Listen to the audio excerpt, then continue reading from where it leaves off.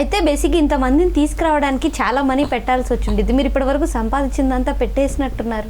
మొత్తం పెట్టేసిన. ఏంటి అంత కాన్ఫిడెన్స్ ఏంటి మీకు? మళ్ళా అదేంది విక్రమ్ సినిమాలోనే అదేంది స్క్రాచ్ నుంచి మొదలు పెడదాం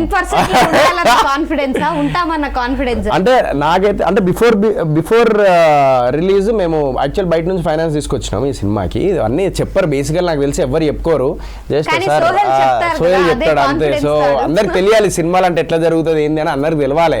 అందరు ఏంటంటే వచ్చి సినిమా గురించి ఏదో గొప్ప చెప్పేస్తారు, అన్నీ చెప్పేస్తారు.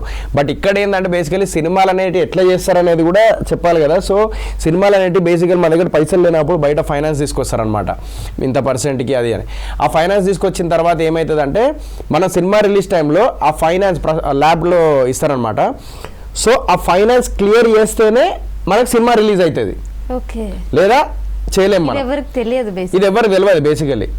ఆ ఫైనాన్స్ క్లియర్ చేయడానికి మేము ఓటీటీ బిజినెస్ చేయాలి ఇప్పుడు ఎట్టి పరిస్థితులు అని చెప్పేసి ఓటీటీ మేము శ్రీ బాలాజీ వాళ్ళకి నిరంజన్ గారికి చూపించంగానే ఆయనకు నచ్చి సినిమా ఓటీటీ అనేది తీసుకోవడం జరిగింది. ఆ ఫైనాన్స్ క్లియర్ చేయడం జరిగింది. ఇప్పుడు మనం సినిమా రిలీజ్ చేయడం జరుగుతుంది. ఇది దానికి ఎంత కష్టపడ్డామో మాకు తెలుసు.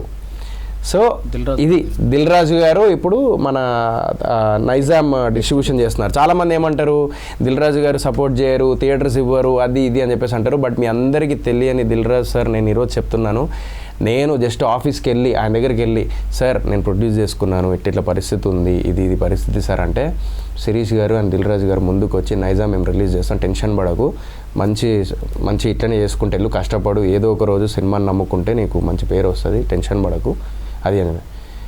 ఒక్కటే అన్న కొత్త బంగారు లోకం మీ నుంచే స్టార్ట్ చేసిన సార్ నేను మీ ప్రొడక్షన్లో అన్నాను. అప్పటి నుంచి ఆయన like he's releasing the movie. So అవన్నీ ఫేక్ అండి, థియేటర్స్ ఇవ్వరు, అదే not like that. He's giving the theatres and he's helping me. So అదే చేసేది నాకు. ఈవెన్ ఏలూరు విజయ్ గారు ఆంధ్ర సైడ్, సో ఆయన కూడా ఒక సొంత బ్రదర్లా ట్రీట్ చేసినాక ఆయనే రిలీజ్ చేస్తున్నా.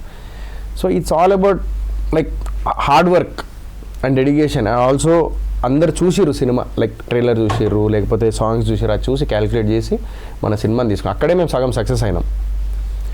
సో ఇప్పుడు సినిమా రిలీజ్ అయిన తర్వాత కూడా అదే సక్సెస్ అవుతా అని చెప్పేసి నమ్మకంతో మొత్తం లైక్ ఓకే డన్, పర్లేదు, జీవితం ఆగిపోదు కదా, 3 పూటలు తిండి ఉంటుంది, బట్టలు ఉంటాయి, రెంట్ కట్టుకోవడానికి పైసలు ఉంటాయి, అజాల్ మనకు ఇప్పుడు యాజ్ ఆఫ్ నౌ టైం వచ్చేదాకా ఇజాల్.